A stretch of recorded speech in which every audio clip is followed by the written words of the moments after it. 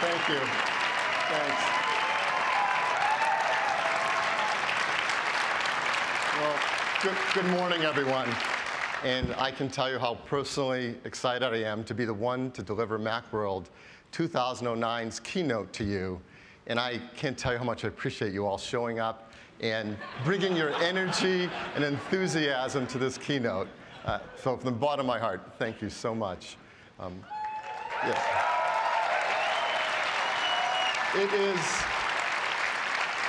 It is an incredibly exciting time at Apple. There is so much going on across all of our businesses, all around the world. And you can feel it in so many ways, but probably nowhere better than in all these incredible stores that Ron and his team has opened around the world.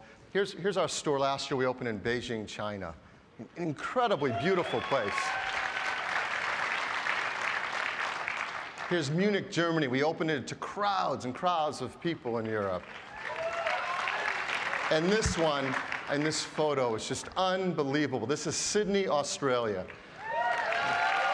A beautiful city, has a beautiful Apple store. But just look at the crowds of people lining up in that store. And I don't know about you, when I look at this photo, and I look at that big, gorgeous, glowing Apple up in front of it, and I think, what other company's logo could be there you could ever imagine in that photo? And I can't think of one company in the world that could have a store that beautiful, such incredible customers coming, bringing all their energy and love to visit with our stores and talk to the sales consultant and get help with the geniuses and do one-on-one training. I couldn't imagine any other company delivering something like that. Each and every week, now 3.4 million customers visit an Apple store around the world. That's unbelievable, unbelievable. And I'm sorry, I have to make the comparison. That's 100 Macworlds each and every week going on around the world in our Apple stores. So it's no wonder that what's happening with these stores is just so important to us. And they do it because they're such a great place to shop, but they also come because they want to get their hands on and touch and try out an iPhone, an iPod Touch, and yes, the Mac. The Mac has had a resurgence and excitement and interest with customers bigger than we've ever had before. And I tell you, that means so much to us because it is an important part of our business. So today, what I'm going to talk to you about is all about the Mac. I think that's appropriate at Macworld that we talk about the Mac. Last fiscal year, we had the biggest year in the history of the company in Mac sales. We sold 9.7 million Macs. We're so proud of that. Everyone worked so hard, and we did it by growing over twice as fast as the rest of the industry. And that's because we have the best product line we've ever had for the Mac. Up and down the line, amazing, great, beautiful products. The hardware, the Leopard, Mac OS X operating system, all the amazing applications, it's just tremendous. Well, if you want to hear some new things today, and I assume some people want to hear a few new things today, well, I've got 3 new things to tell you about. And I'm really excited to be the one to tell you about each one of these things because they're really special. First, number 1, an entire new version of iLife, iLife 09.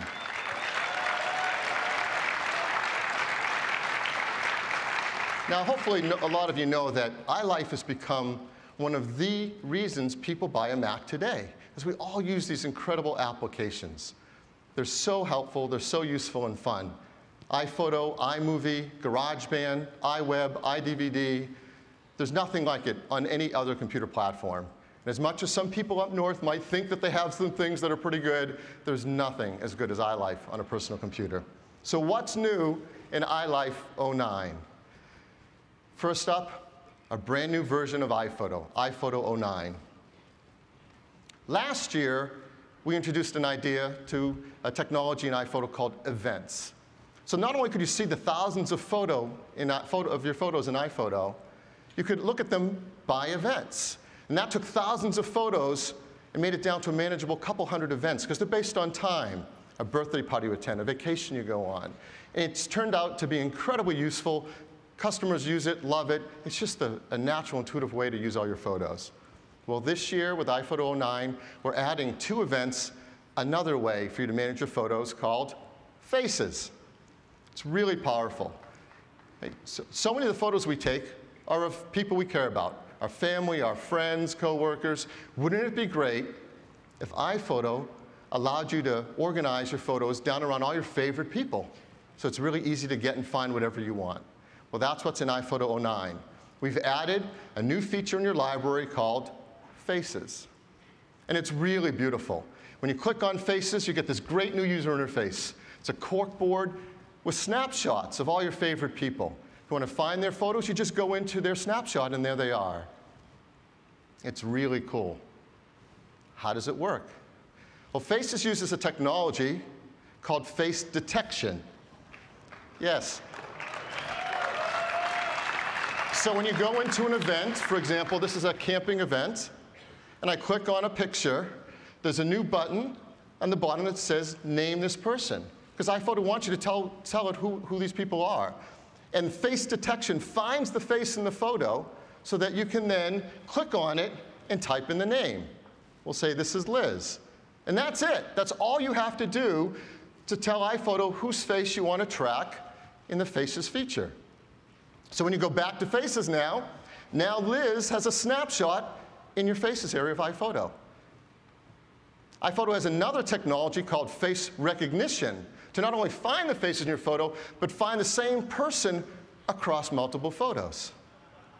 So how does that work? Well, you go into Liz's snapshot, and what you see up above is the picture where you confirmed, yes, that's Liz in that picture. Down below, iPhoto has looked through your photo library and found some other photos that it thinks might be Liz, and is asking you just to confirm that so it knows how to find Liz across all your different photos. That's face recognition. And all you have to do is just single click on some of them and say, yeah, those are Liz. Or if you want, double click on a photo that isn't Liz to say that's not. And that extra help really helps iPhoto out a lot to do a great job finding all your photos of the person you're tracking. Now, there's no perfect face detection and face recognition in anyone's software, but this is the best technology we've found. We think it works really well, and it's incredibly easy to use. So that's Faces. I think you're going to love using it in iPhoto.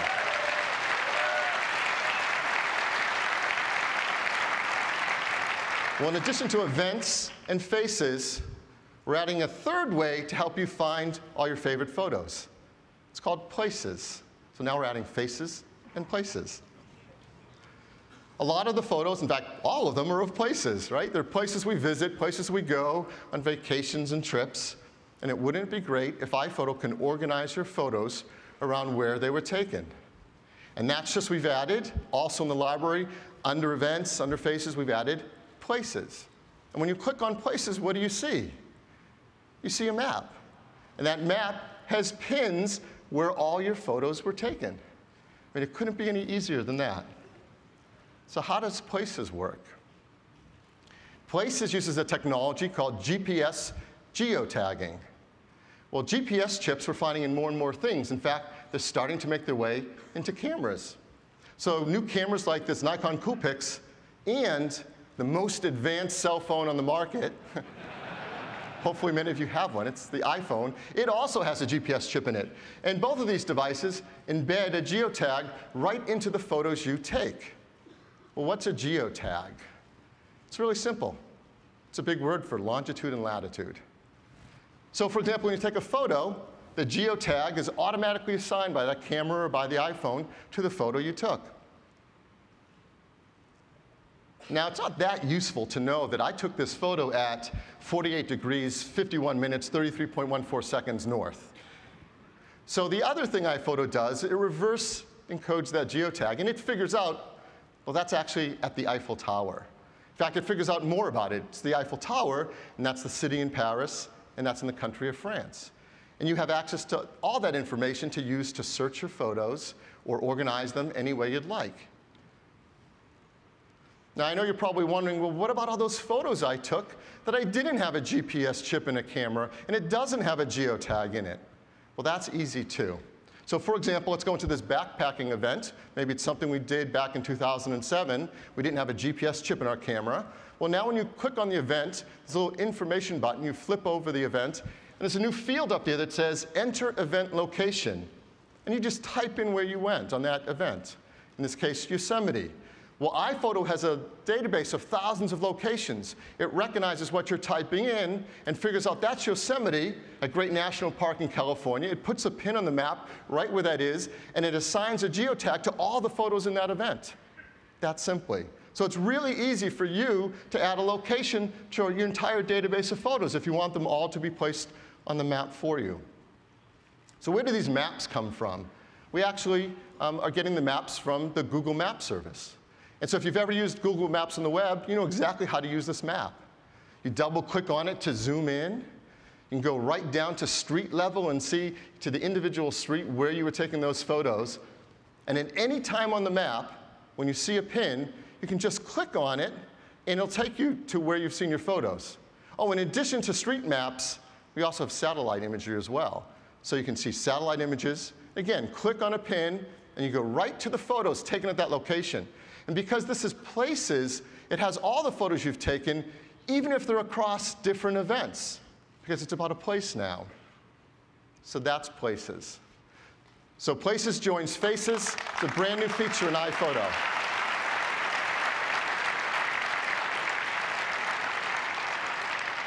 Now those two things would be enough right there. Those are great, powerful new features. In addition, we've added a lot more depth and power to iPhoto. I want to mention a few other things. We have support for some online services. If you use Facebook or Flickr, that's built right in. So how does that work? Well, for example, maybe you have a picture or a few of your friends.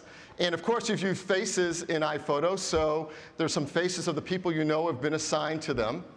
And if you have your Facebook account set up, you just click the new Facebook button right there at the bottom of iPhoto, and it sends the photo right up to Facebook for you to share with your friends. One of the cool things is Facebook allows other people to name people in the photos if they know who they are, even if you don't. So let's say the person on the far right, you didn't know who that was. One of your friends can, in Facebook, assign that name, and it gets synced right back down to your iPhoto, and you get that name too.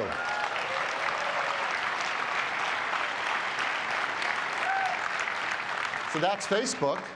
We also have support for Flickr. Flickr is a great service where thousands and thousands of beautiful photos are shared, and you can do the same thing. So maybe you've had this photo of this scenery that you want to share up on with the world up on Flickr. There's a button built right into iPhoto. You click it and share your photo up onto Flickr. And now it's there with your Flickr account for everyone to look at. But what's really cool is Flickr also supports geotagging. So it reads the data that we send up from iPhoto, and people can see the places where you took your photos all automatically, built in with geotags. So that's Facebook and Flickr support. Now, once you have all your photos in there, it's really easy with events or places or faces to do a lot of really fun things. One of the simple fun things to do is to show them to other people via a slideshow. So we have a great new feature called Slideshow Themes. So when you go to pick an event, let's say, for example, this ballet practice on the bottom left-hand side, you took some photos at your child's ballet practice, and you want to go in and show that class. You just click it and press the slideshow button, and a new panel shows up. We can not only assign music to your slideshow and set timing, but you can pick one of the built-in themes, and they're really beautiful. So let me show you this ballet theme right now.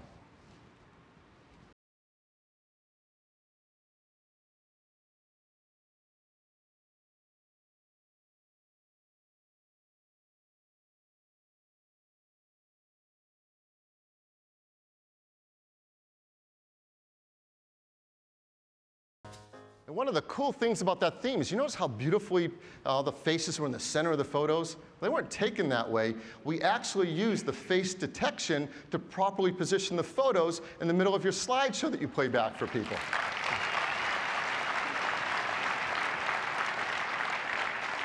Maybe your kids are a little older. Here's another theme. Give you an example of the shattered theme.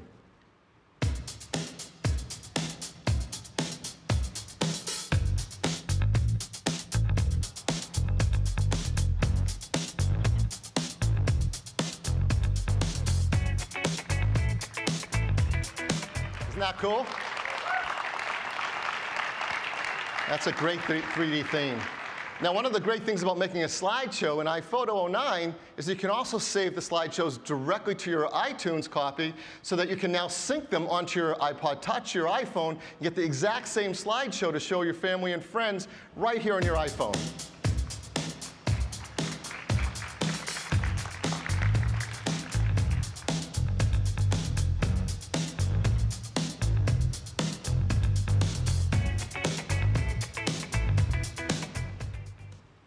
So that's some of the features, thank you, in the new iPhoto. Well, in addition to showing slideshows, one of the things that's been really popular with our customers is to print out photos and books right from their events and now places and faces they create. And they're beautiful books, and we've updated them with even more themes and even more beautiful printing. And I want to give you one example. This is the new updated travel book theme. Here's what it looks like. It's absolutely stunning. And inside, in the theme, we have maps. So we use the geotag data so you can automatically get maps in your books of the places you travel in the photo event that you're showing in this book. You can also have maps that have pins for the photos on that page and where they were taken. And that's all done automatically inside the new book feature on iPhoto 09. And you can print now not only on the sleeve, but customers have asked us to print on the hardcover as well. So these are gorgeous new books. So that's the new books. So if you don't mind, I'd really love to be the first to show you the real brand new iPhoto 09 running here on my Mac.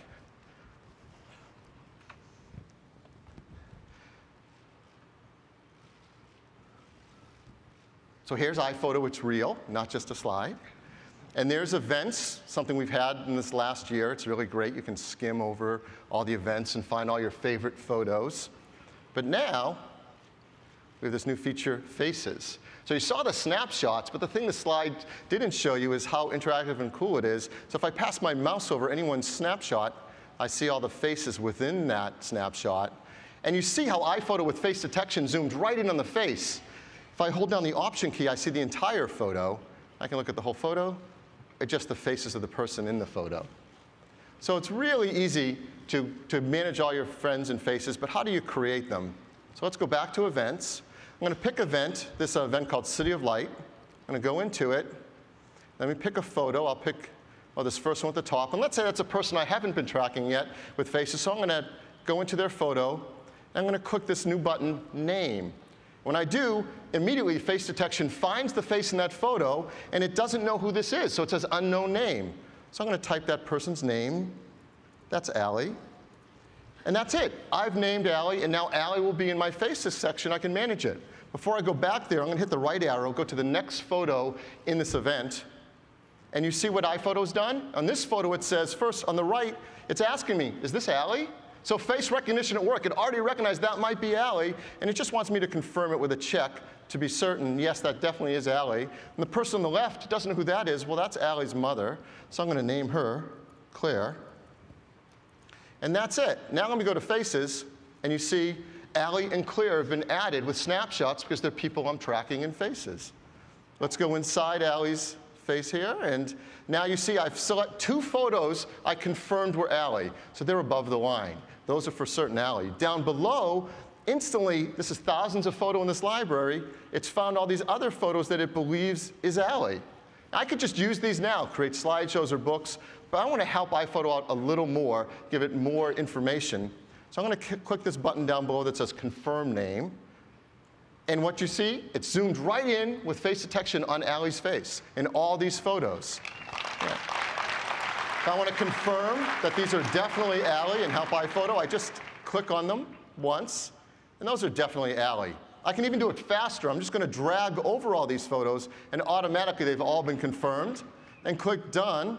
And now I've added more photos up above that are automatically recognized as Allie, and with that little bit of help, iPhoto can do an even better job finding more photos that are absolutely Allie, and that's all I have to do. So I've made it really easy for iPhoto. Let me go back to Faces.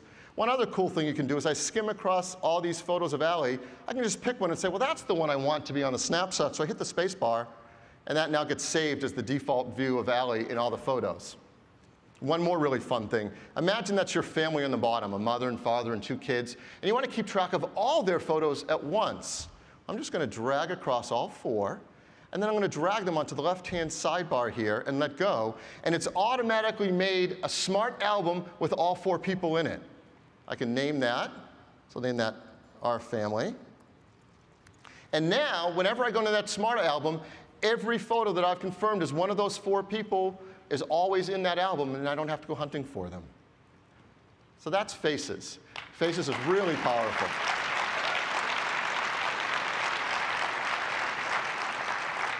Now let me show you Places.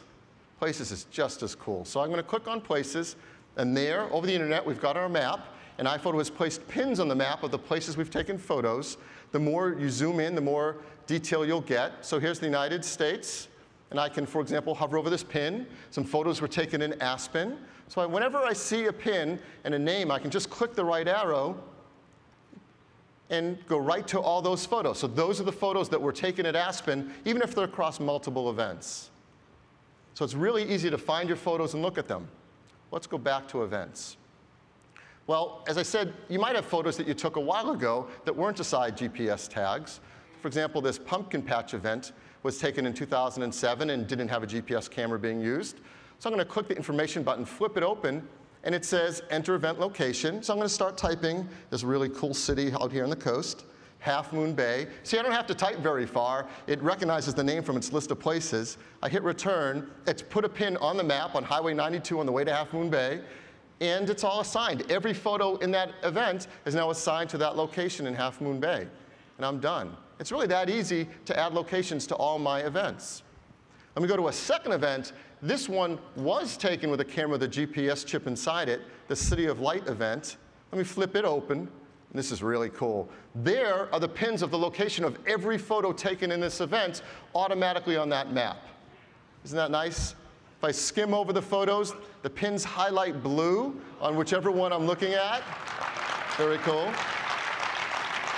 And in the bottom of the map, there's a little arrow. It says Show in Places. I can go right from this window to Places. So I'm going to do that. Let me click Show in Places. It takes me right to places zoomed in on the map, right around all those photos where they were taken in Paris.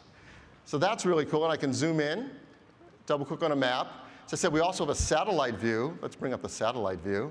Going even further, you can see the Eiffel Tower right there. I see a pin on it.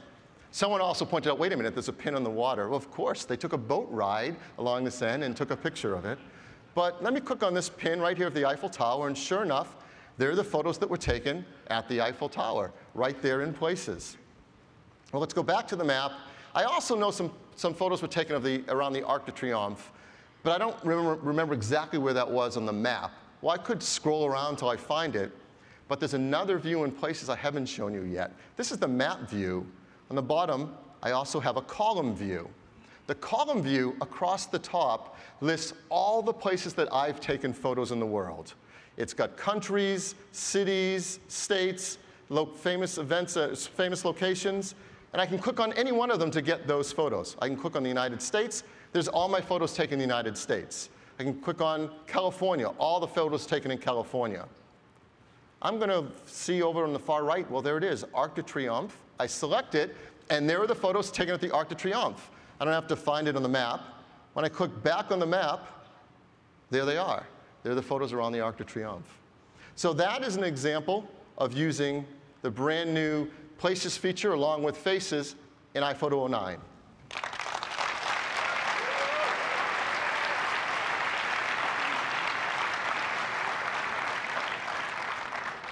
Well, I hope you're as excited about it as I am. Love taking photos, love managing them in iPhoto. And iPhoto 09 with all these amazing features, and that's just some of them, didn't get to touch on them all, is incredible. And that's just the first of all the new products in iPhone 09. If that isn't exciting enough, well, we've got a brand new version of iMovie as well. Yeah. iMovie was entirely new last year.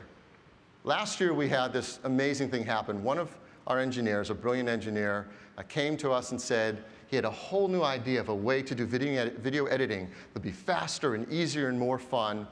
And it was so amazing, we decided to completely rewrite iMovie. and come out with a whole new version. Really, the only thing that was the same was the name.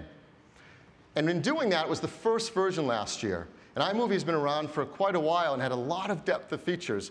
And not every feature was there for every customer. And some people said, look, this is really cool, but I missed some of the features I had previously. It's not everything I need yet.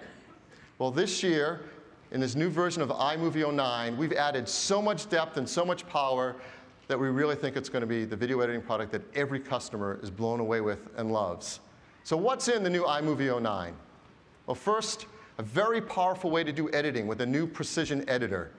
Advanced users can bring up an expanded view of their timeline and see their edits up close, edit the audio, edit the video, edit the transition with amazing control. Now, so much power, but it's still incredibly easy to use. When you drag videos into the timeline, we have a new advanced drag and drop feature. So you drag one video on top of another, context-sensitive menus pop up, showing you all the powerful things you can do with a single click. When you started to lay out all your clips, you can instantly make a beautiful movie with new dynamic themes, where you just, with a single click, select a theme, and iMovie automatically creates titles, transitions, effects, even credits, all for you with a single click. And it has this really cool feature. This is my favorite thing. It's called animated travel maps. A lot of the videos you take are of places you visit. Well, now you can automatically create 2D and 3D maps showing where you traveled right in your video. And if you're not the world's best videographer, maybe some of your videos get a little jittery, well, we've got automatic video stabilization, where iMovie will stabilize your video and take away all those jitters. And so things that might not have been usable before are now beautiful, pristine videos to include in your movie. Now, I'm blowing through these really fast, all these features, for a reason. Because it's video editing, and it's really hard to talk about on a slide. So the right way to show you the product is with a demo of the brand new iMovie 09. And I've done something really special. I've asked the engineer who came up with this brilliant idea for this new way to do video editing to do the demo for us. So please give a warm welcome to Randy Ubilos, the Chief Architect of Video Applications at Apple. Randy? Thanks, Phil. Thanks. Good morning. Very excited to be out here and get to show you all the cool new features in iMovie 09. So let's jump right in. I'm going to start out showing you some editing. So just like iMovie 08, we've got the great skimming that allows me to look through my content. I'm just going to go ahead and select a bit of this and just drag it up to my project. That'll add that in. We've got another shot here, and it'd be really nice to insert this in the middle of this clip. Well, all I have to do with iMovie 09 is let go, and up pops this new menu. And because I have the advanced mode turned on in preferences, I get even more choices than what Phil showed before. I get things like cutaway, picture-in-picture, green screen that are available to me. But we're going to go ahead and do an insert. And so once I do the insert there, the clip gets dropped in right at the spot where I let go. I can play that back. And you see we have a nice cut over to that shot. Let's take a look at a clip down here. I'm sure you're going to miss this place. Never even forget it. That's a great dialogue shot, and the sound there would be really nice to put in underneath the video that we were just looking at. So I'm just going to skim along here and just select it. I'm sure you're going to miss this place. Never even forget it. Skimming makes it really easy to find exactly that piece of audio. I'll take this up and I'll drop it up here. And this time what I'm going to choose is audio only. And what that's going to do is just place the audio in underneath the video. And let's go ahead and play that back. I'm sure you're going to miss this place. Never even forget it. So really easy to do that kind of mixture of audio and video. Let's go ahead and I've got a clip down here, one of the kids jumping in the lake. Kind of fun. Let's go ahead and select a piece of that. And we'll drag that up into the project. And we have another shot here that was taken a little while later where he kind of jumps in again. So I'll go ahead and select that one. And I'm going to drag that up in here. And let's take a look at that.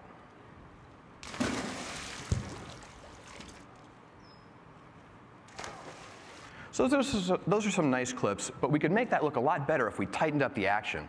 So what I'm going to do is I'm going to use the new action pop-up, and I'm going to choose the precision editor. When I do that, what drops down is a magnified view of the edit that we're working on. And what you see here is everything on the upper line is all of the material to the left of the edit, and everything on the lower line is everything to the right of the edit. And I can skim back and forth and actually see the edit happen, but I can also skim on this clip and I can see the content before and after the edit on the clip on the left, and I can do the same thing on the clip on the right. So I can see all the different material that could be used for this edit. And everything you see here is interactive. I can grab this clip and move it back and forth. I can grab this clip and move it back and forth and adjust the edit any way that I'd like. Another really cool thing that I can do is I can actually come in here and just pick a spot and just click. And when I click, that point will slide over and that becomes the point where the edit takes place in that clip. Let's come down to this clip here and I'll pick a corresponding spot here where he goes in the water and we'll click, and now let's take a look at the edit. So we've got this nice kind of shift in the angle. Now, very, very easy. So if we just take a listen here now to the audio, notice the audio shifts there because the audio is cutting at the same point the video does, and so because of the change in the angle, it sounds different. We can take care of that by just selecting the audio button here, and now I can actually see my audio track separately here, and I can actually go in and I can adjust this separately by dragging it.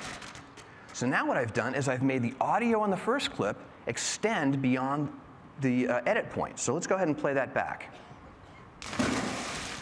So we just get a nice clean piece of audio from the clip on the left.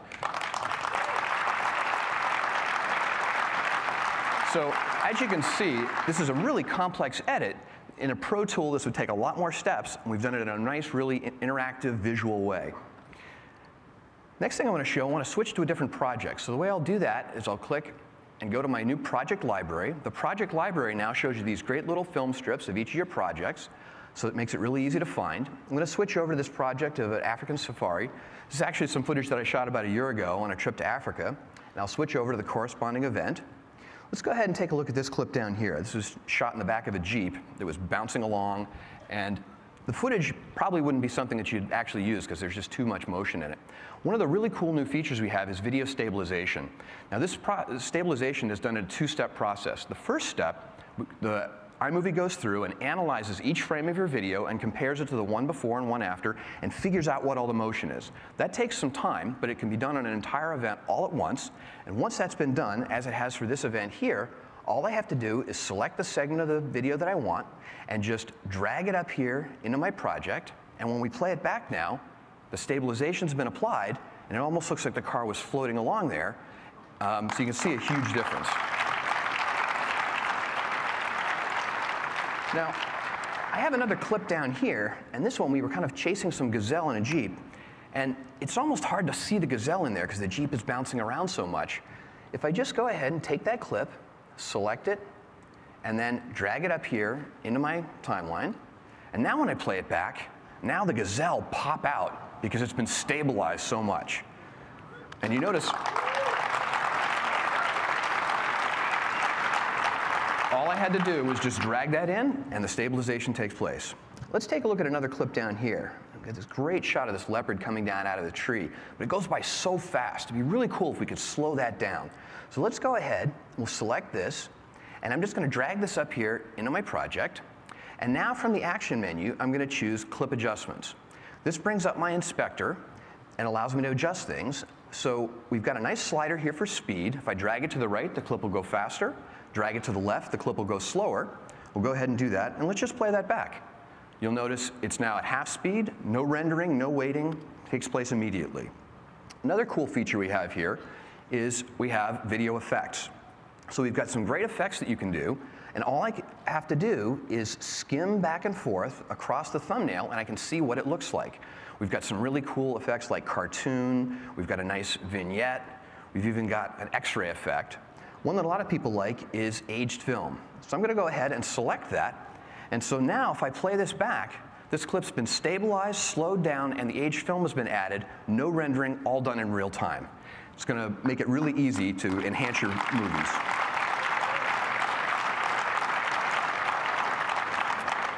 So we've added a number of other elements for enhancing your movies. Over here on my Maps and Backgrounds panel, you can see we have 4 different styles of map, and we have flat and globe maps. I'm going to go ahead and grab a flat education map, drag it up into my project, and now all I have to do is set the starting and ending location. We actually did start in San Francisco, which is the default, but the trip was actually to Botswana. So I'm just going to type in a couple of letters. The list is filtered down. I select Botswana, and I can actually change what I want the name on the map to be. So I'll just type in Safari, and then when we go ahead and play this back, you get this really cool animated map from one location to another. I can even just take one of the other styles and drag it on top of this one. When I let go, it remembers the starting and ending location. Let's take a look at this one. We get this really cool animated map, and you can even stack these together if you went through multiple cities along the way. So some really cool maps that we have now.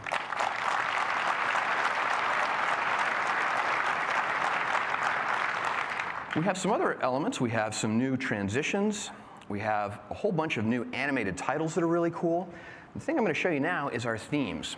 So with the themes, we have 5 themes, and I can skim across to get a look at how they look. We have things like comic book and scrapbook, film strip. I'm going to go ahead and pick photo album. And when I select this, what iMovie is going to do is it's going to go in and it's going to add some titles and transitions. It's going to go ahead and put a title at the beginning, and it's going to use the name of our project automatically. It's going to put in some cool transitions in here. It's going to mix those with cross dissolves, and it's even, down at the end, going to put an ending slide in, and it's going to use the name from the address book on this machine. This is Phil's machine, so it's picked up his name automatically. So let's go ahead and switch over to full screen and take a look at what that looks like.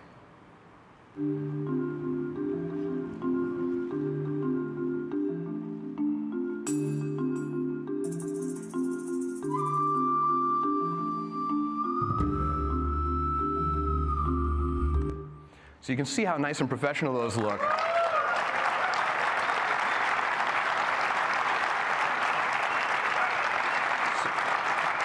So super easy to create really great looking movies. This is actually just a subset of all the new features in iMovie 09. I encourage you to go down to the booth or go to apple.com to check out the full set of features. Thanks very much.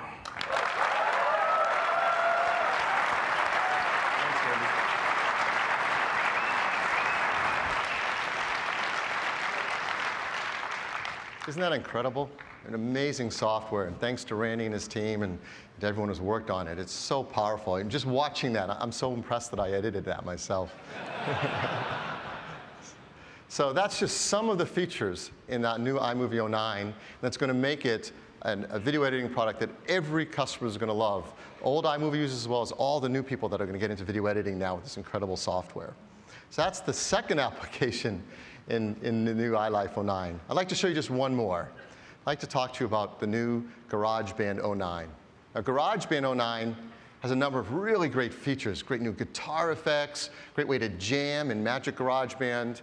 But I'm not going to tell you about those. I want to tell you about just one feature because it's really the most exciting one and a true breakthrough. The team was challenged with doing something no one's ever done before, to create a piece of software that can help people learn to play a musical instrument. So that's the biggest new feature in GarageBand 09. It's called Learn to Play. So what's Learn to Play? When you go into Learn to Play, you get a new user interface. You can learn to play a guitar or keyboards. You see the instrument you've chosen facing you so you can easily see what you're going to learn on that instrument. You have an instructor up above. In this case, this is Tim, and it's in HD resolution, and he's going to teach you how to play the instrument. And down below at the bottom of the window are controls so that you control the rate at which you learn, the sections you're studying, do it slowly, quickly, jump ahead. You're in complete control of the learning experience. So we just play a snippet of one of these lessons to give you a feel for what it's like to learn to play in GarageBand 09. This is the first in a series of lessons that will help you learn how to play the guitar. In this one, I'll give you a short introduction to the instrument and help you get started quickly with some music that's really easy to play. Many blues and jazz songs use a chord progression called the 12-bar blues. We're going to learn the progression in the key of A using the 3 chords A, D, and E. So that little snippet gives you a taste of what it's like for Tim to teach you how to play the guitar. You saw the guitar playing, you saw where your fingers go, and the controls going along the bottom. You can repeat that if you need a little more time to learn it just right. Here's a snippet of what it's like to learn something on a keyboard. In this lesson, you'll learn how to read some music and how it relates to the notes that we already know on the piano keyboard. Let's add the bass part to the new chord progression. Put your left thumb on middle C.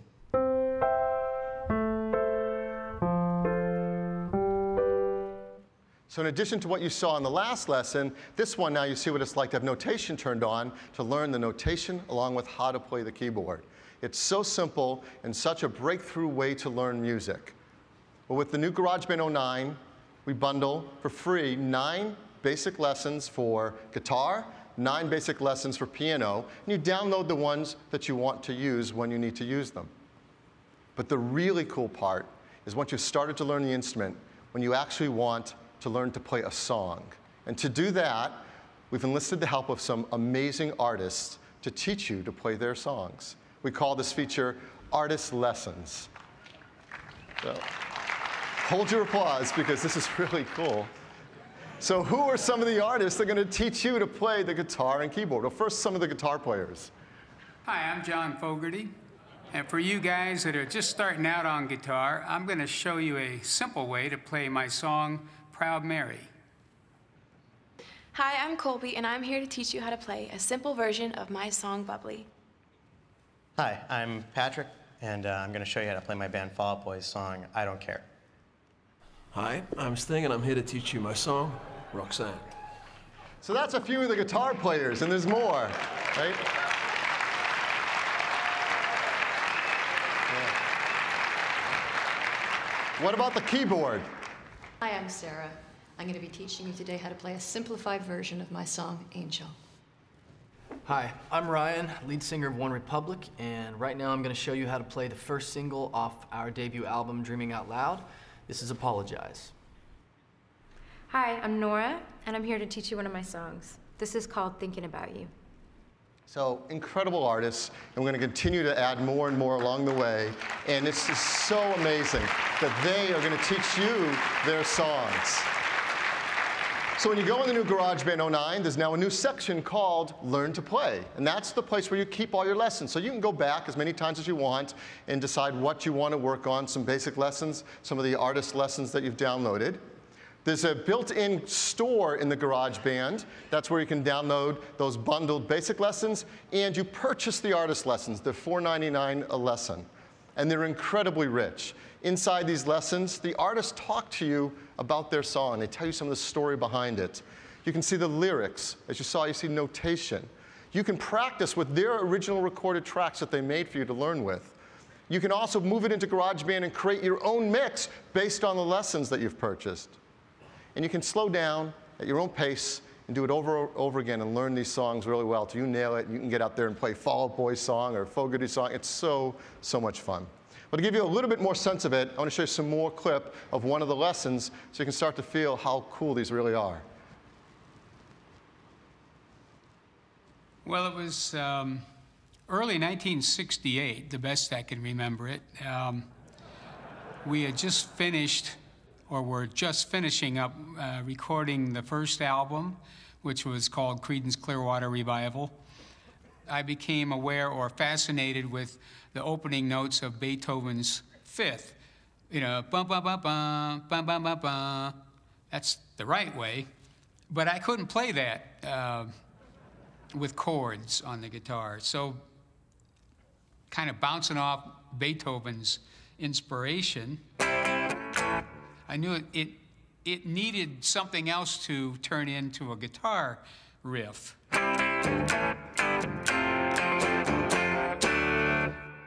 Well, now we come to the verse of Proud Mary. It's based around the D chord. And I've always thought D is just a really bright and uplifting sound, beautiful sound. Sounds sunny, sounds happy. And you can tell already that's starting to sound like that rolling, chugging rhythm that Proud Mary is known for. 2, 3, 4, A. B minor chord, and back to that D chord. So that's just a clip of all this incredible content in these GarageBand lessons. Now you see why that's the one feature to talk about. It is so unbelievable and so much fun. So that's GarageBand 09. So those are the 3 applications in the whole new iLife 09 suite I wanted to talk to you about. There's also, of course, a new version of iWeb and iDVD as well. So that's iLife 09. As you know, iLife ships free on all new Macs. One of the many reasons the Mac is the best personal computer in the world. And to upgrade, as before, is $79. And if you have more than one computer in your household, you can upgrade a family pack for $99. That's up to 5 computers in a house. And the new iLife 09 will ship at the end of this month, late January. So that's iLife 09. And that's the first thing we wanted to talk to you about.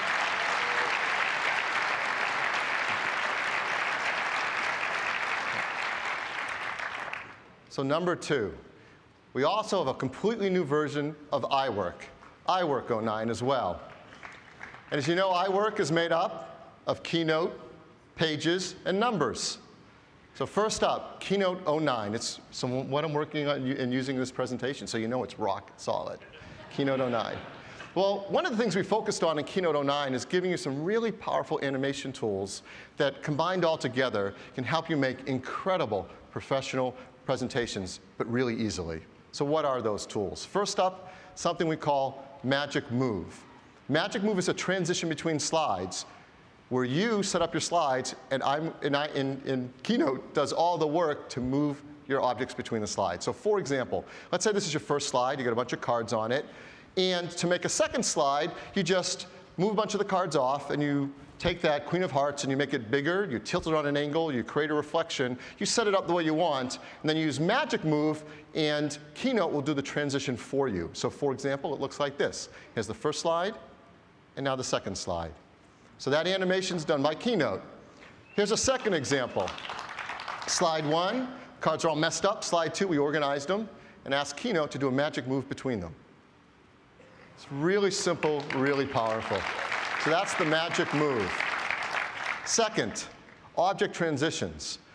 What you can do with object transitions is have a lot of objects on your slide and ask Keynote to move from this set to another set of objects with a bunch of powerful transitions. So for example, the first object transition I'm going to show is called Object Zoom. We're going to zoom these objects from one slide to the next. And here's how it goes. Now, if you look closely, those objects zoomed with a different rate of speed for the different objects. And the second slide started to show up on the first slide before it was even done and off the screen. Something near impossible for us to do with techniques ourselves, but automatic now in Keynote. Here's another one. That's really powerful, what I just explained with this perspective move. Check this out.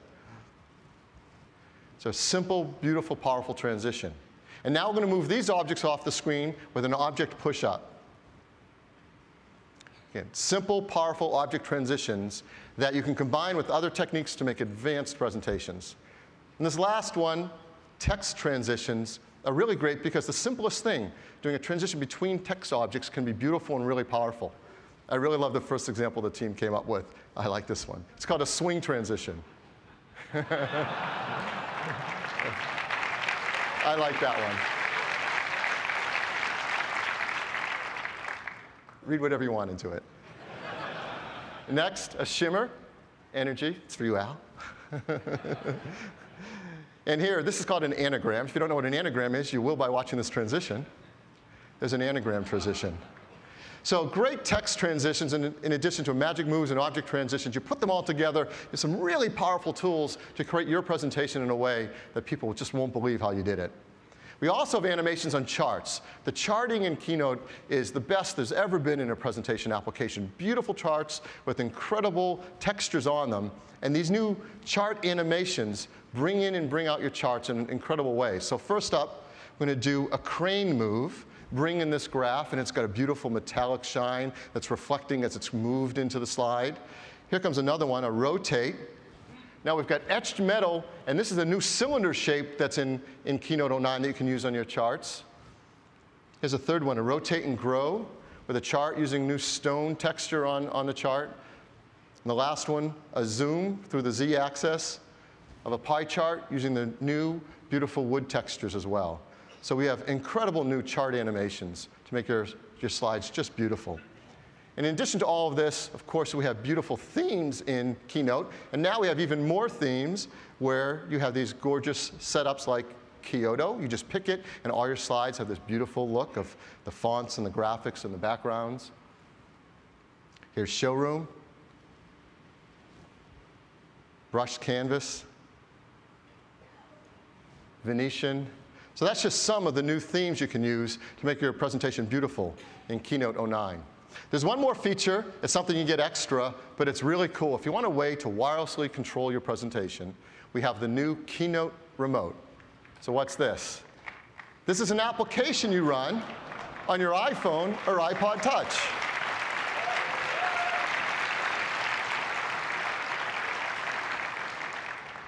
You set it up to talk wirelessly using Wi-Fi to your Mac, whatever your Mac you're running the presentation on. And if you have it set up in a vertical mode, it shows you your slide, plus any speaker notes you want. You set it up horizontally, and you see this slide and the next slide. And in either mode, you just flick it with your finger, and that's how you advance or move backwards and forwards through your slides.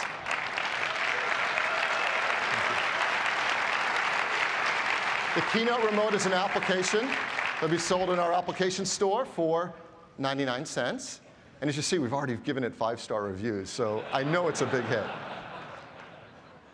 So that's the Keynote Remote, and those are some of the new features in the new Keynote 09. Next up, Pages. So Pages 09, last year we did a lot of work on Pages to make it not only great for doing document designs, but also just a really great word processor. So we focused a lot more on that this year as well, making it even better for the things you want to write. Now, first up, a feature called Full Screen View. Well, sometimes you're working on the next great American novel, and you're staring at that blank piece of paper, and you just can't get time to get started because you're distracted with your email and your stocks updating on your web page or people instant messaging you, and you just want to stop and focus on your writing. So you click the new button up top for full screen view, and then you start writing, and you have the time to really focus on what you're doing because everything else disappears. And this is really powerful if you're using it with a design because you really want to focus on the design, but again, you get a lot going on, you get a lot of applications running, so you just go into full screen view, and now you can really focus on what you're doing.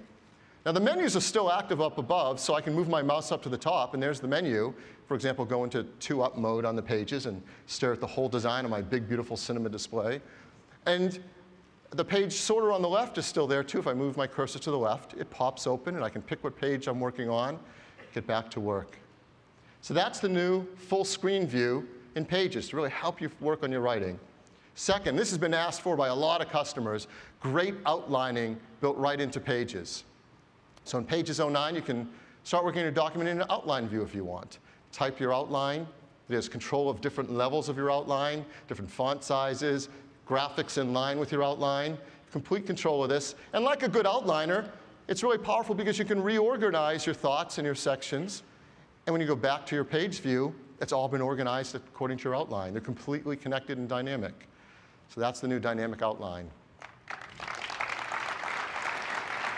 Mail merge. There's some customers that do mail merge with Pages, and they do it previously by connecting to their address book. You can still do that, but now you can also connect to tables and lists you set up in Numbers, and the two work seamlessly together.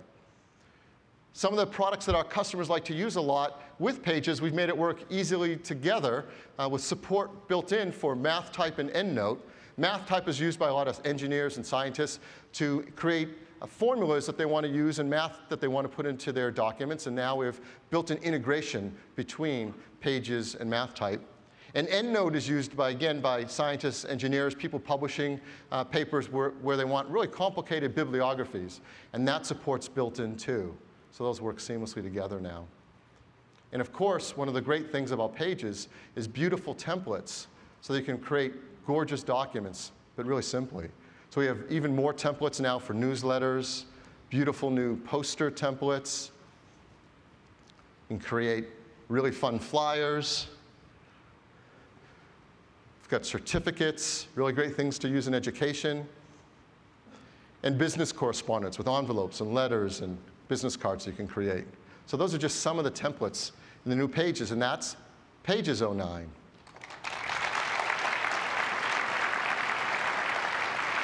And the third product in iWork 09, Numbers.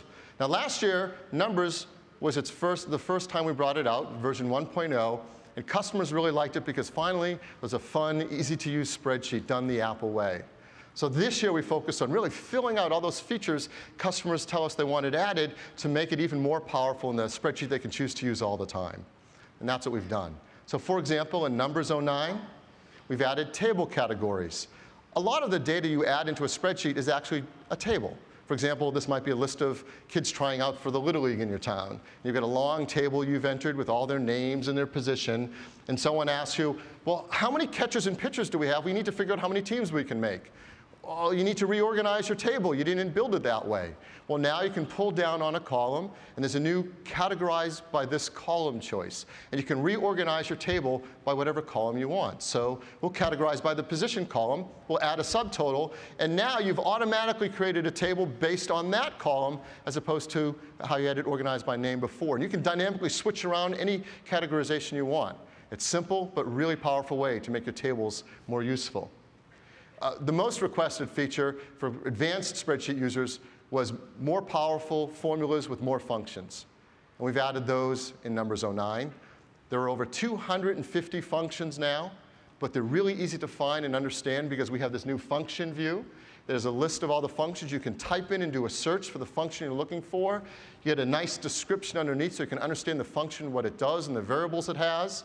And when you paste it into your formula, it's done in a really easy to understand way. You see the function, you see the variables, you see descriptions of them. When you pass your mouse over them, you get a tooltip telling you what that variable does. When you start to hook up your spreadsheet to it and click on fields, it puts the name of that field into the variable so it's easy to see. And it's all color-coded so you see how it connects up. That's just a few of the ways that we've made formulas and functions more powerful and easy to use. There's some advanced chart options. Had a lot of interest in more features in charting. So we have mixed chart types. We have charts with multiple axes. We have trend lines and error bars. So these things have been really important to people doing financial charts or doing scientific charts. It gives them the tools they need to do some really advanced reporting on their spreadsheets. And a lot of our customers use Numbers with Keynote and Pages, so we've made it so they can link together and you can keep your charts updated. So let's say we have this running club chart we've created inside Numbers, and we cut and paste that, or copy and paste that into a Pages document. And now there's a new linked UI, so you can keep those linked. And anytime you update the Numbers spreadsheet, just by clicking that one button, it's kept up to date in your Pages document. You don't have to go and cut and paste it back together. They're now linked. And unusual for a spreadsheet, beautiful templates. So templates for doing home finance, templates for use in education, templates for keeping track of things at home, like home inventory. So lots of beautiful new templates. So that's Numbers 09. And that completes iWork 09. As before, iWork is $79, $99 if you want to get a family pack for at home. And for the first time with iWork, if you purchase iWork when you purchase a new Mac, you can get a really great deal of just $49. So for me, it becomes a no-brainer to get iWork when you get a new Mac. And iWork 09 starts shipping today. Yep. So that's iLife and iWork. We think a lot of customers are going to want to get both. And there's still some people out there who haven't upgraded to macOS 10 Leopard. Don't know why, but they really need to. It's time. And it's actually needed for the new iLife. And so some customers will look at it and say, well, I've got to go purchase all three. I'm not sure I want to do that yet. Well, we've made that really an easy choice for them because there's a new product called a Mac Box Set, where they can just get all the software in one box at a really nice deal for $169. So the Mac Box Set will ship in late January when iLife is also finished and shipping. So they'll ship as part of that. So that's iWork. Now there's one other thing we're doing with iWork that I'm really excited to tell you about. And it's a service we've been working on, a service called iWork.com. Now, this is a really, really cool idea. And we're going to be announcing the beta of this so customers can get involved with us and try it out and help us make it really great. So what is iWork.com? iWork.com is a new service for you to share your iWork documents with other people. You can easily upload your documents into iWork.com and notify other people that you've invited them to collaborate on the documents you're working on. And those people that you've shared it with can view the documents online. Simply go into the browser and see the documents and review them. They can add comments to the documents, they can add notes, and you see all those back as you look at them online as well. And probably one of the most powerful features is you can download a copy, and they can download a copy in multiple formats automatically via iWork.com. So you don't have to just copy and paste your documents into emails and send them to different people, and sometimes they can be large files and hard to get through email systems. They just go to iWork.com where you've shared the document and download it themselves whenever they need it. Now, this is a really exciting new service, so I'm proud to be the first to show you how it works and what it looks like. So first, I'm at my Mac, and I'm going to launch a document in the brand new Pages 09. So this is a document you can imagine in my spare time. I'm a rocket scientist, and I've been studying exploration in space. And I can look through my document, and yeah, I think it's really good now. I'd like to get some other people giving me some feedback on it, so I want to share it with some others. To do that, I'm going to use iWork.com. And there's a button now in the top of the new iWork applications, Pages, Numbers, and Keynote. It just says iWork.com, and I'm going to click on it. And I've set up my account in iWork.com.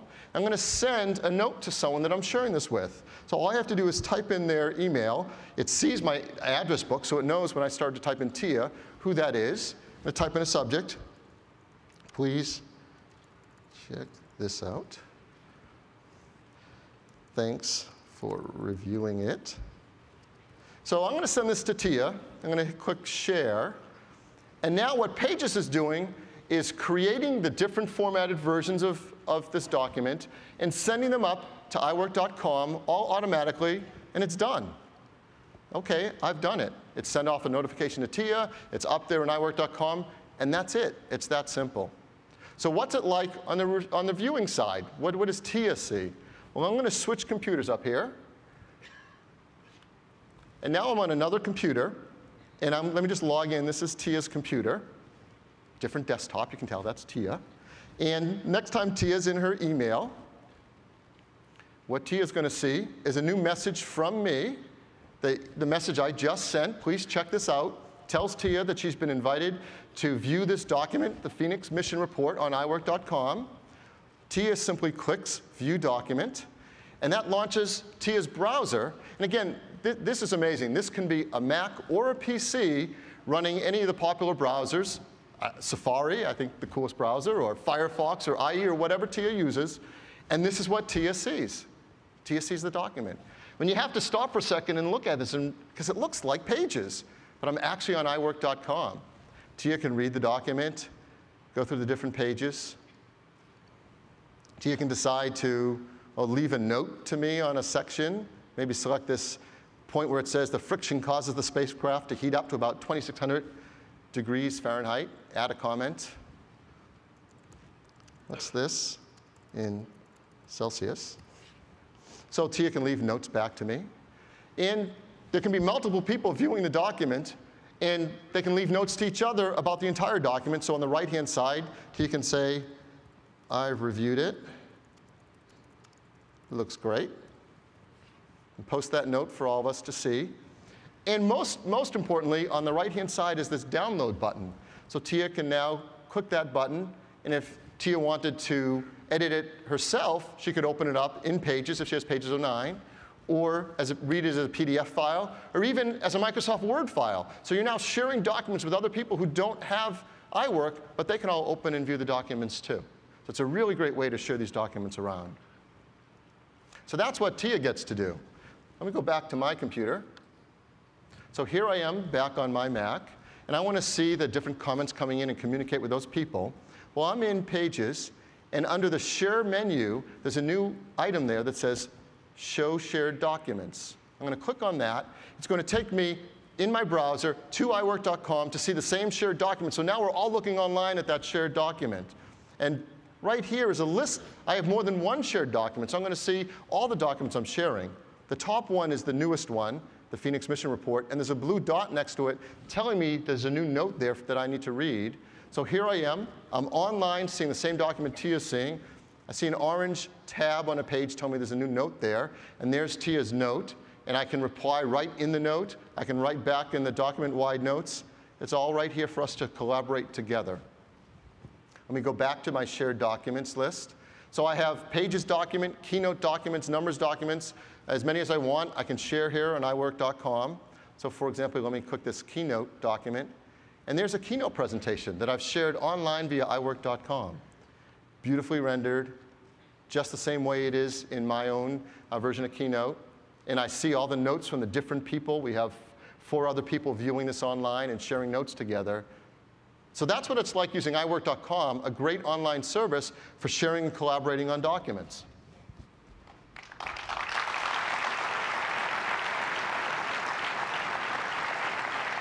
Now, this is the beginning of a new service. It's something that we're going to find out together all the great things we can do.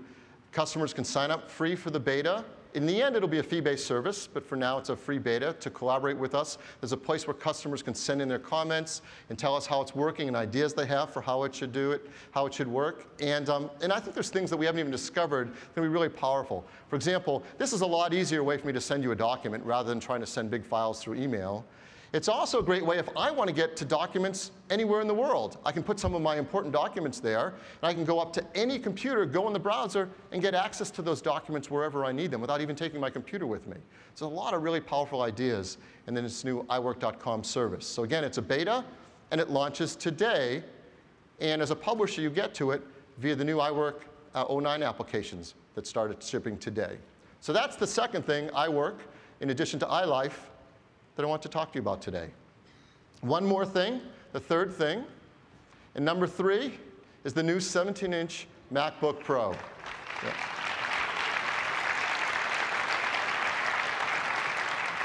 Last year was a big year for notebooks at Apple.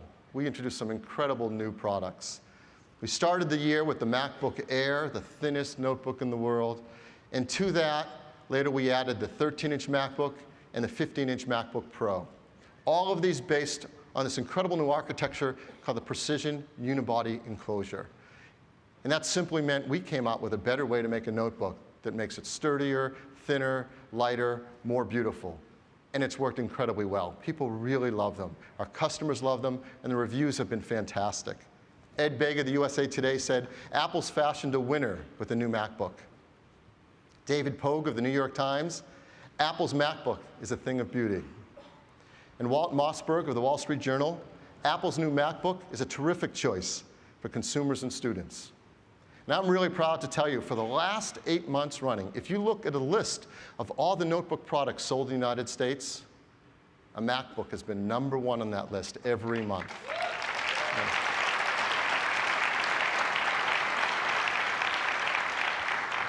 So these products are great. The new 13-inch MacBook and the 15-inch MacBook Pro. And I'm really proud to be the first to show you the new high end of our line, the 17-inch MacBook Pro. It's absolutely stunning. It's super thin, 0.98 inches thin. That's the world's thinnest 17-inch notebook. At 6.6 pounds, it's also the world's lightest 17-inch notebook. And it's simply stunning. It's got a beautiful 17-inch LED backlit display that's high resolution, 1920 by 1200. And this is the best display we've ever shipped in a notebook. It's got a wide viewing angle, 140 by 120, high contrast ratio, and displays the most amount of colors we've ever displayed on a notebook display, 60% greater color gamut than the previous 17-inch notebook display. As you know, our notebook displays have this beautiful glossy finish on them, really helps get dark blacks and great color contrast. But some of our highest end customers would really rather not have a glossy panel on the front, so we've also created, for the first time with a 17-inch, an anti-glare option. So I told you there are a few of them out there. And really, the only way we could do this was to remove that glass in the front and then build a metal bezel around it to hold the display. So it has the same display properties for anti-glare as our last 17-inch notebook. But I'm going to show the glossy version because that's my favorite. On the right-hand side, you see the Super Drive and Kensington lock. On the left-hand side, you see all the I/O. You've got all that great I/O, the MagSafe connector, gigabit Ethernet, FireWire 800, 3 USB 2 ports, the new mini display port, digital and analog audio in and out, an Express Card 34, and the integrated battery connector. So you can see your battery life just from the side without turning it over. So that's a view on the outside. Look at it from the top. You see something really important, the new glass trackpad. This has been a huge hit with our customers. The glass trackpad is now larger, 40% larger. It has multi-touch. The whole surface clicks, and it's glassy, smooth. And if you want multi-button support, you can program it for left and right mouse buttons. And it supports all the latest new gestures we've come out with. It has been a big hit with customers.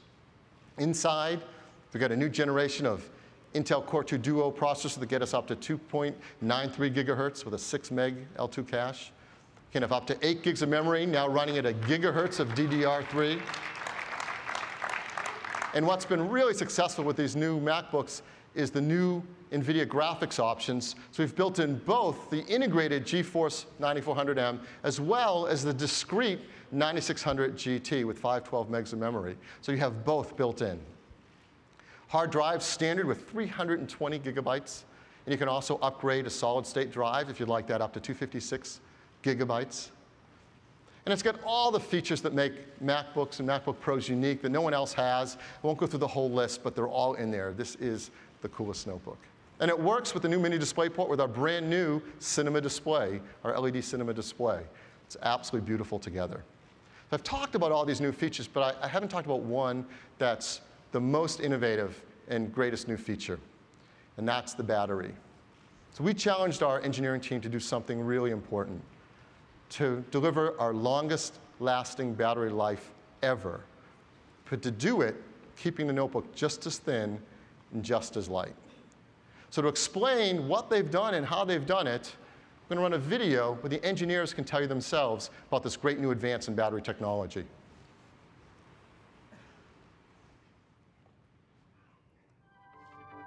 At Apple, we're always looking for ways to advance the performance of our portable products.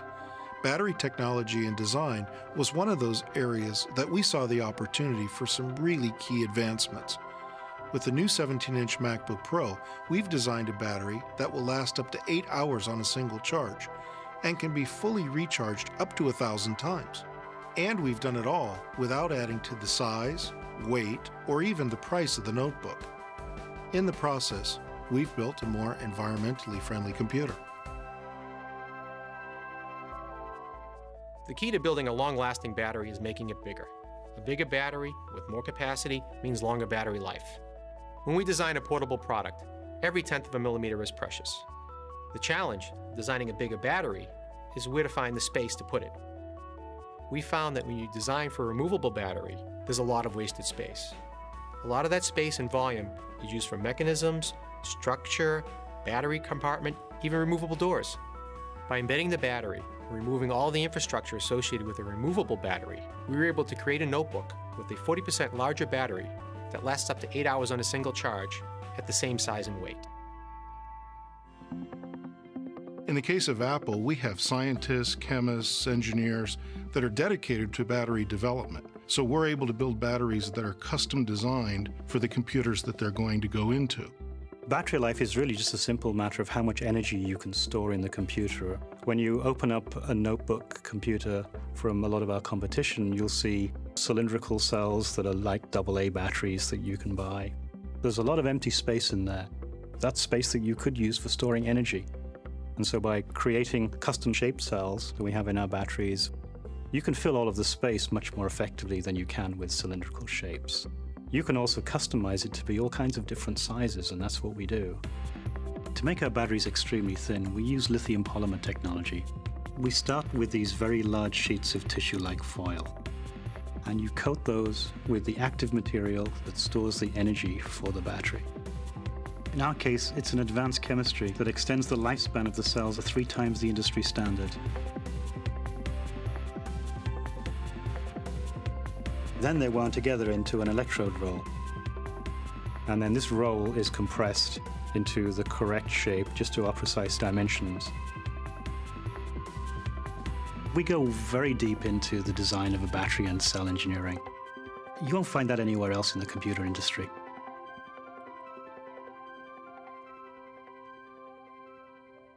In addition to advanced chemistry, one of the breakthroughs of our battery design is the concept of adaptive charging.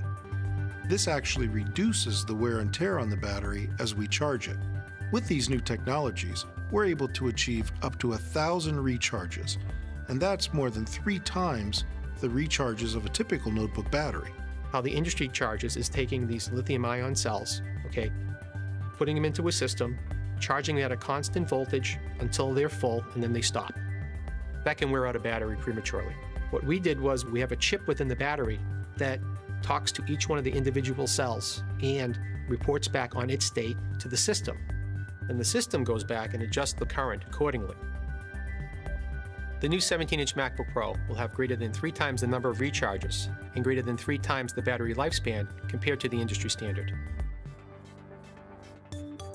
We're always looking for ways to make our products greener. From an environmental perspective, the new 17-inch MacBook Pro is a real breakthrough. It's free of many of the harmful toxins found in other computers. It runs on less than 50% the energy of a single light bulb, and it's made of highly recyclable aluminum and glass. But we also take it one step further. Because this battery can recharge up to 1,000 times, its lifespan is extended up to 5 years. That means a lot less batteries will end up in landfills. At Apple, we constantly strive to create the thinnest and lightest 17-inch products we can design. And often this has led us to the very forefront of battery technology. We've thought about how do you accomplish this really far-out goal of being able to get a useful day's worth of work done on a single battery charge? And how do you create a design where the battery can last for years and years? And we think we finally come up with a convergence of technologies that makes that dream that we've been pursuing for a long time really possible.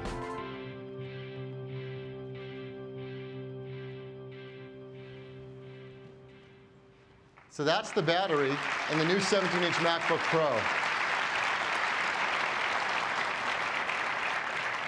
Bob and his team has done a remarkable job delivering a new advanced chemistry to these batteries, intelligently monitoring a number of vectors inside the notebook to manage it well, and then adaptively charging it to make it get a much more extended lifespan. And what does it mean for all of us using these great notebooks? Incredible battery life. If you're using the discrete graphics, you can get up to 7 hours. And if you're using the integrated graphics, you can get up to 8 hours now on a single charge when you're using our new 17-inch MacBook Pro. That's 3 hours longer than the previous 17-inch MacBook Pro, a 60% increase in battery life. That's simply remarkable. And they did it keeping it just as thin and just as light. And more importantly, they did it in a way that's incredibly environmentally friendly, because longer recharges, more of them, mean it lasts longer, and fewer batteries are thrown away and disposed of in our environment. They're also PVC-free and BFR-free, and if you ever do need to exchange it, we've got a take-back and recycling program to make sure they're disposed of properly. So it's a really great story, and it's a breakthrough that we're really proud of. The new 17-inch MacBook Pro, as before, it comes in one configuration. You can build to order any options you want. The same price as previously, $27.99. And that gets you the 17-inch LED display, a 2.66 gigahertz Core 2 Duo processor, 4 gigs of a gigahertz memory, both the integrated and the discrete NVIDIA graphics, a 320 gigabyte hard drive, and a super drive. And the new 17-inch MacBook Pro starts shipping at the end of this month in late January. Now, as we've done on a number of our products going forward, we want to keep doing, we want to give you an environmental report card. We spent a great deal of time caring about this. And first of all, our new 17-inch MacBook Pro is EPEAT Gold status, which is a really great standard and the highest level for our notebooks. We have arsenic-free glass, BFR-free, mercury-free, PVC-free system. It's highly recyclable with all the great high-quality glass and aluminum we use in our product. And really important, 34% smaller packaging. So when we ship millions of these around the world, we use less fossil fuels doing so. And this great new 1,000 recharge cycle battery. So that's the new 17-inch MacBook Pro. We're so proud of it, we couldn't help ourselves. We had to make a TV ad for it. So I'd like to show you that new ad.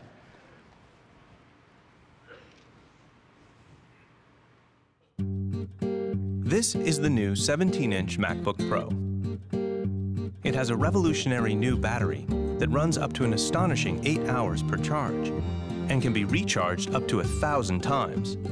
That's a typical 5-year lifespan, which is nearly 3 times longer than batteries in most notebooks and means fewer batteries in landfills.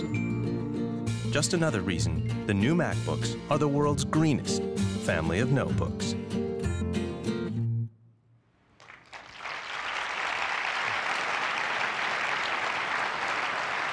So the new 17-inch MacBook Pro joins the 13-inch MacBook, and the 15-inch MacBook Pro completes our lineup of the world's greenest and the best family of notebooks available. So we do have one last thing in this Macworld keynote, and we have some news, some things we're doing with iTunes. So I know I told you to tell you it's all about the Mac, but there's one last thing. There's some pretty powerful things that are amazing happening with iTunes, and I think it's important to share them. iTunes is the world's best music player and has the most amazing music store. We started the iTunes Music Store 6 years ago in 2003, April of 2003. In just less than 6 years, what's happened has been astounding. We've now sold over 6 billion songs. That's amazing. And iTunes is the world's largest media library, music library, with over 10 million songs. 10 million songs. And we now have over 75 million accounts with credit cards. Now, if you remember back in 2003, we started iTunes saying we wanted to give customers a legal way to purchase music digitally over the internet. And it's so great to see how many people agreed with us and want to take part in this legal way to purchase music. And with all this, iTunes became the #1 channel for music in the United States.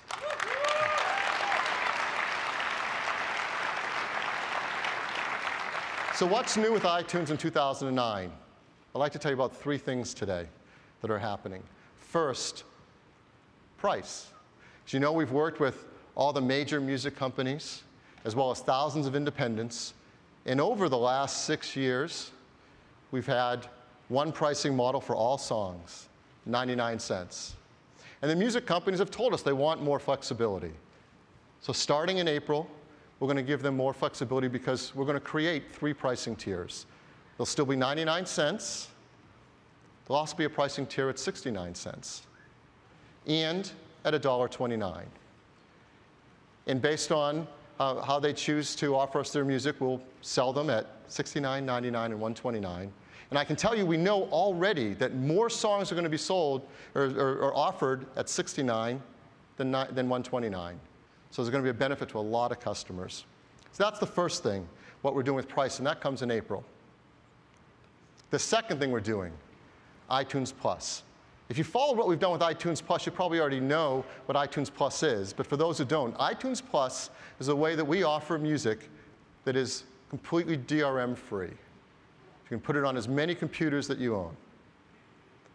It's also encoded at a much higher quality bit rate, 256 KB encoding of AEC, so it's near indistinguishable from the original recording. And for customers that have already purchased music, iTunes Plus offers a really easy way to upgrade your whole library to iTunes Plus.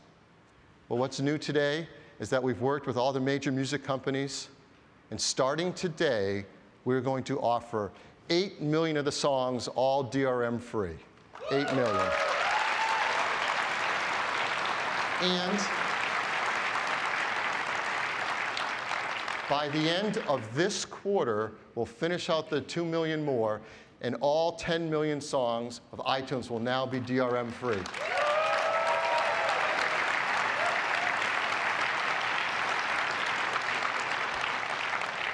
Just in case someone didn't understand, I had to make one more slide on it. All songs will be DRM-free in iTunes via iTunes Plus. Now, as I said, it's really easy to go in and upgrade your entire library to iTunes Plus and upgrade all your music to now being DRM-free.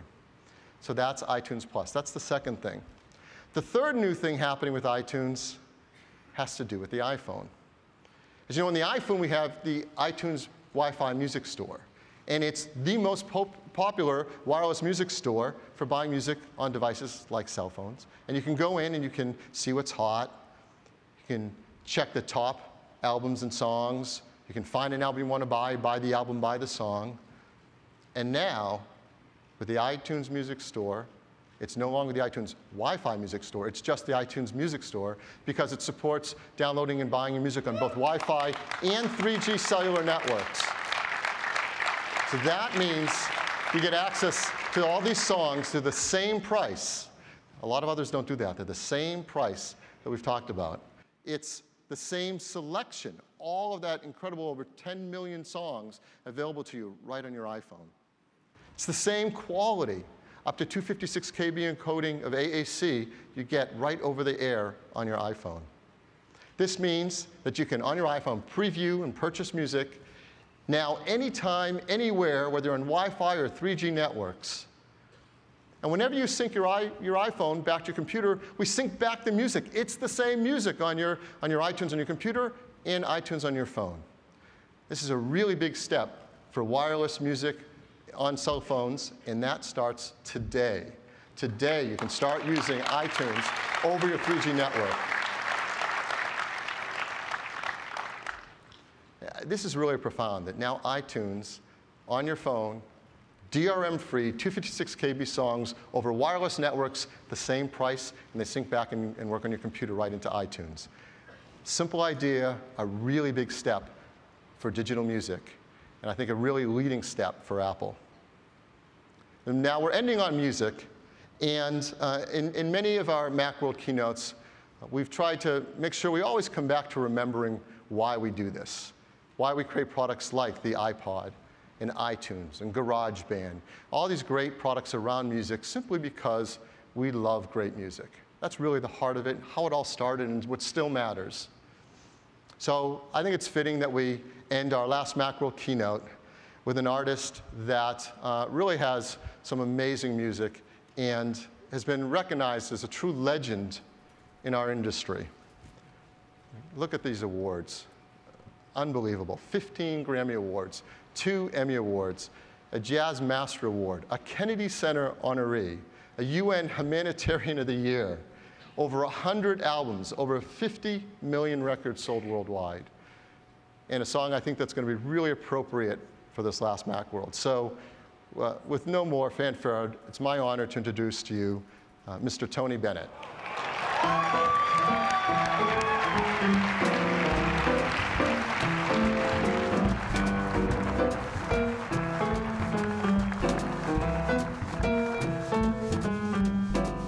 Out of the tree of life, I just picked me a plum. You came along and everything started to hum. Still, it's a real good bet. The best is yet to come. The best is yet to come, and babe, won't that be fine? You think you've seen the sun, but you ain't seen it shine. Wait till the warm-up's underway. Wait till our lips have met. Wait till you see that sunshine day. You ain't seen nothing yet. The best is yet to come, and babe, won't that be fine? The best is yet to come, come the day you're mine. Come the day you're mine. I'm gonna teach you to fly. We've only tasted the wine. We're gonna drain the cup dry. Wait till your charms are right for these arms to surround. You think you've flown before, but you ain't left the ground. Wait till you're locked in my embrace. Wait till I draw you near. Wait till you see that sunshine place. Ain't nothing like it here. The best is yet to come, and babe, won't it be fine? The best is yet to come, come the day you're mine. Out of the tree of life, I just picked me a plum.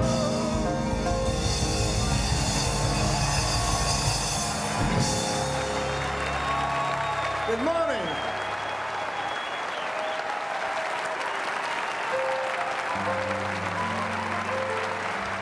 Thank you. Amazing. Thank you very much. The loveliness of Paris seems somehow sadly gay. The glory that was Rome is of another day. Well, I was terribly alone and forgotten in Manhattan. I'm going home to my city by the bay. I left my heart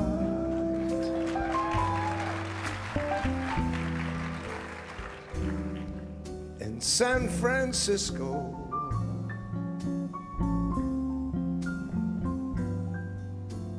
High on a hill, it calls to me.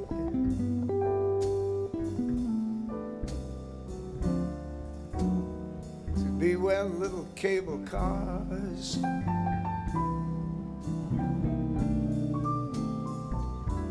climb halfway to the stars. The morning fog may chill the air. I don't care, my love waits there.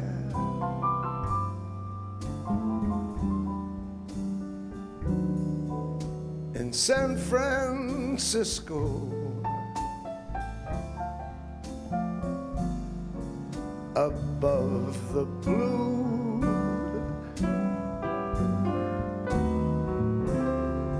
and windy sea,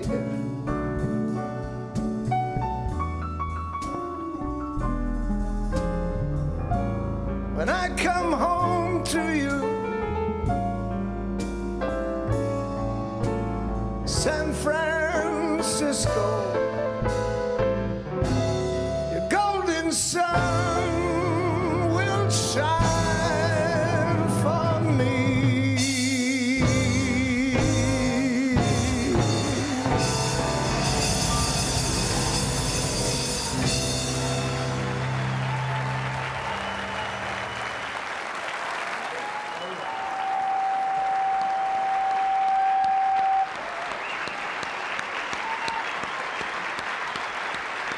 Thank you very much. Thank you, too. Thanks for coming.